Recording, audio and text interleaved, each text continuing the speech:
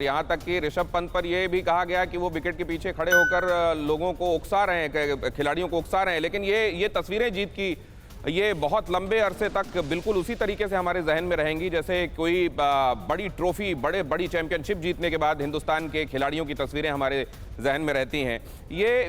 इसको किसी जीत के पैरेलल देखना चाहिए शिवेंद्र, या ये एकदम मुख्तलिफ है और इसका मुकाम एकदम अलग है?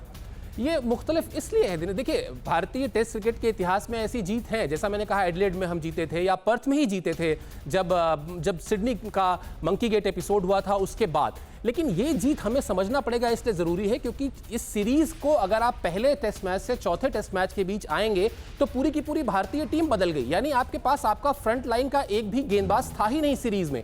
और टेस्ट क्रिकेट की जो मूल परिभाषा है कि बॉलर्स मैच जिताते हैं और आपके पास बॉलर्स थे ही नहीं। यानी अगर आप याद कीजिए ब्रिस्बेन टेस्ट से पहले तो ये मजाक बन रहा था कि क्या 11 फिट खिलाड़ी टीम में उतारने के लिए, मैदान में उतारने के लिए भारत को मिल जाएंगे। तो ये जीत इसलिए ऐतिहासिक है क्योंकि ये विषम परिस्थितियों में मिली जीत है, ये मुश्किल वक्त में मिली जीत है। ये ऐसा नहीं है कि आप अपने 11 फिट खिलाड़ियों के साथ मैदान में उतरे थे।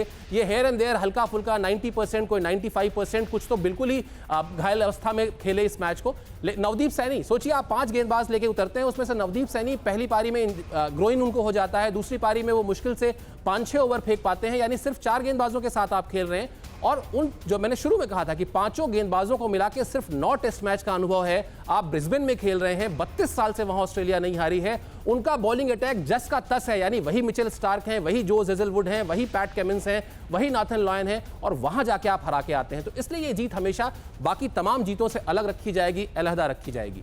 वीरेंद्र सहवाग का ट्वीट आइए देखें पूरे तौर पर उन्होंने क्या लिखा है, क्योंकि ये सिर्फ 2 लाइनें नहीं हैं। उन्होंने लिखा है, खुशी के मारे पागल, this is the new India, घर में घुसकर मारता है। From what happened in Adelaide to this, these young guys have given us a joy of a lifetime. They have been World Cup wins, but this is special. And yes, there is a reason Pant is extra special. Shivendra, बिल्कुल, ऋषभ पंत को series से पहले जिस तरीके से उनकी आलोचना हो रही थी और जिस तरह से उनके साथ हमेशा ये कहा जाता था कि वो उनके अंदर अभी टेस्ट क्रिकेट का जो टेम्परामेंट है वो टेम्परामेंट डेवलप नहीं हुआ है। लेकिन आप सिडनी में देखिए, सिडनी में भी अजिंक्य रहाणे ने एक कहते हैं मास्टरमाइंड चला कि उन्होंने ऋषभ पंत को बल्लेबाजी में ऊपर भेजा जिससे कि राइट एंड लेफ्ट का कॉम्बिनेशन हो जाए। जहां जाकर उन्होंने 90 से ज़्यादा रनों की पारी खेली, वो शतक से चूक गए।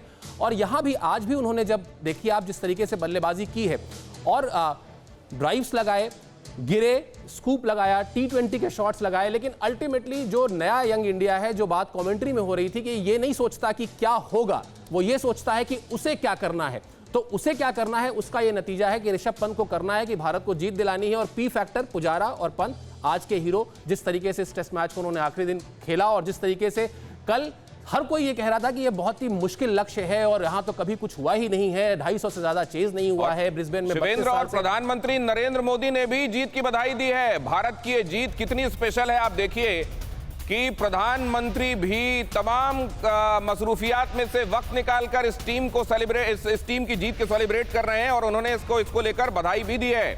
और ये इसीलिए हम कह रहे हैं कि ये जीत बहुत बहुत खास है और आने वाले बहुत बड़े समय तक इसका एनालिसिस होने वाला है, इसकी बात होने वाली है और इन लड़कों की जय जयकार होने वाली है।